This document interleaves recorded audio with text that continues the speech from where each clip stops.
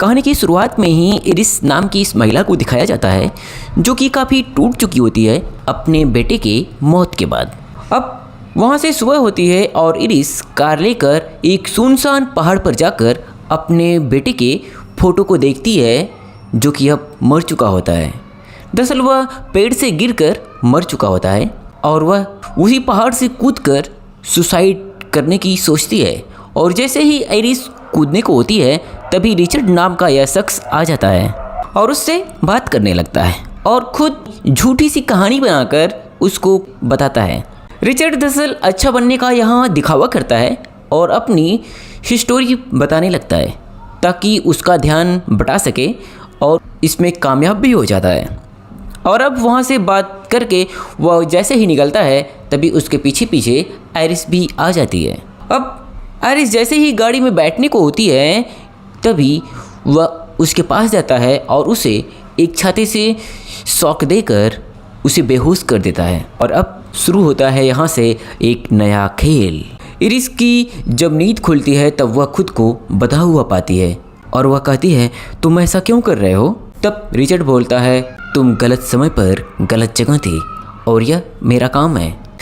और बोलता है मैं तुम्हें एक खास जगह ले जा रहा हूँ। लेकिन अब तक बात करते करते इरिस अपने स्टिप को अपने पास रखे एक चाकू से काट चुकी होती है और अब वह रिचर्ड के ऊपर हमला कर देती है। और इस हमले में रिचर्ड बच तो जाता है लेकिन कार जाकर एक पेड़ में लड़ जाती है और अब दोनों वहाँ से बाहर निकलते हैं और बचकर किसी तरह से हेल्प के लिए ज़ोर ज़ोर से चिल्लाती है। और तब उसे रिचर्ड बताता है कि तुम इस समय काफ़ी ऊंचाई पर हो और यह जंगल का क्षेत्र है, अतः यहाँ पर तुम्हारी मदद करने कोई नहीं आएगा। और मैं तुम्हें एक बात और बताना चाहता हूँ, मैंने तुम्हें एक खास प्रकार का इंजेक्शन लगाया है जो कि 20 मिनट के अंदर ही तुम्हारे शरीर को पूरी तरह से सुन्न कर देगा। यानी तुम जिंदा तो रहोगी लेकिन सिर्फ देख सकती हो, महसूस कर सकती हो और तुम्हारी बॉडी कुछ भी काम नहीं कर सकती। यह सुनने के बाद अब इरिस वहाँ से भागने लगती है लेकिन अब वह महसूस करती है कि सच में उसके साथ ऐसा होने लगा है। वह नदी में किसी तरीके से कूद जाती है और वहाँ से वह बहाव के साथ दूर निकल जाती है। बहाव उसे दूर ले जाता है जहाँ उसे एक बुढ़ा आदमी मिलता है जिसका नाम विलियम होता है। अब विलियम उसे वहाँ से बचाकर अपने घर पर ले जाता है। तभी वहीं पर रिचर्ड आ जाता है और बोलता है मेरा एक्सीडेंट हो गया है और मेरी पत्नी मुझे नहीं मिल रही है, क्या आपने मेरी पत्नी को देखा है। यह बोलते हुए रिचर्ड अंदर आ जाता है और इरिस को ढूंढने लगता है। लेकिन अब बुढ़ा बोलता है आप घर से बाहर जाइए तभी आपकी मदद मैं कर सकता हूँ, नहीं तो मैं 911 पर कॉल करूँगा और पुलिस को बुलाऊँगा। तभी रिचर्ड अपना पुराना पैतरा आजमाता है और वहाँ पर रोने लगता है और एक झूठी कहानी विलियम को भी सुनाने लगता है, जिसे सुनकर विलियम को विश्वास होने ही वाला होता है। तभी उसका फ़ोन बजता है। तभी विलियम को उसके ऊपर शक हो जाता है और वह बोलता है तुम यहाँ से बाहर जाओ और अपनी पत्नी को खुद ढूंढो। और उसके बाद वह उसे बाहर भेजने ही वाला होता है लेकिन तभी रिचर्ड उसके ऊपर हमला कर देता है। अब विलियम व रिचर्ड में काफ़ी लड़ाई होती है जिसमें रिचर्ड उसे चाकू से मार देता है और वहीं पर विलियम के घर में आग लगा देता है। और आग लगाकर अब वह इरिस को ढूंढ लेता है और ढूंढकर वहाँ से इरिस को अपने गाड़ी में बैठाकर उसे फिर से अपने साथ ले चलता है। अब रिचर्ड वहाँ से तेज़ी से ड्राइव करते हुए निकलता है। विलियम पेट्रोल पंप पर पेट्रोल डलवाने के लिए रुकता है और इरिस वहाँ से भागने की भी कोशिश करती है लेकिन वह भागने में नाकामयाब होती है। और तभी रिचर्ड आ जाता है और फिर से लेकर वह उस जगह जाता है जहाँ पर शुरुआत में उसकी गाड़ी पेड़ से टकराई होती है। वहाँ पर वह अपने कार से अपने कपड़े चेंज करता है तथा एक और इंजेक्शन अपने पास रखता है। और यह सब करते हुए ही तभी उसके पास पुलिस आती है और बोलती है इस कार की मेरे पास कंप्लेन आई है।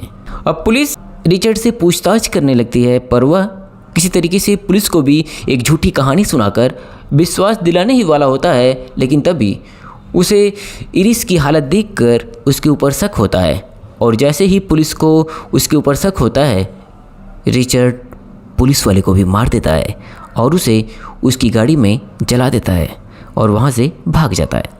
अब इधर धीरे धीरे एरिस को भी उसके इंजेक्शन का असर कम होता जा रहा था, अतः वह अब बात करने लगती है और बोलती है, तुम्हारा दिमाग क्या किसी एक्सीडेंट में ख़राब हुआ या तुम पहले से ही ख़राब था? और बोलती है, तुम भी अपने बच्चे को प्यार करते हो, तुम भी अपनी फैमिली को प्यार करते होगे, तुम मुझे छोड़कर चले जाओ, मैं किसी से कुछ नहीं कहूँगी। लेकिन रिचर्ड उसे वहाँ से एक सुनसान जंगल में ले जाता है जहाँ पर एक नदी होती है और बोलता है, गलती के लिए माफ़ करना और यह हमारा और तुम्हारा आखिरी स्टॉप है और अब तुम यहाँ की मछलियों के साथ मज़े करना। लेकिन जैसे ही गाड़ी रुकती है, इरिस उसके पैर में वही इंजेक्शन घोंप देती है। लेकिन इरिस का मसल अभी भी पूरी तरह से काम नहीं कर रहा था, इस कारण वह इंजेक्शन इंजेक्ट नहीं कर पाती और बोलती है, अगर तुम मुझे मारना ही चाहते थे तो मैं तो सुसाइड करने ही वाली थी, मुझे क्यों नहीं छोड़ दिया, मैं तो वैसे भी मर जाती।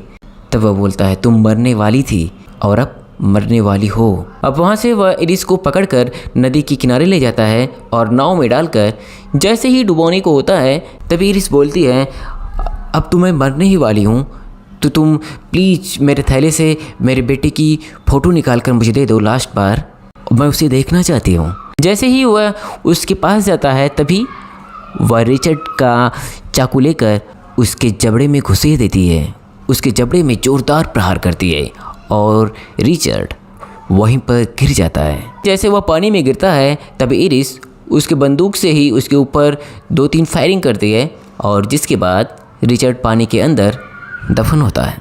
अब यहाँ से गोली चलाने के कारण बोट में भी छेद हो गया होता है, जिसके कारण बोट डूब जाती है।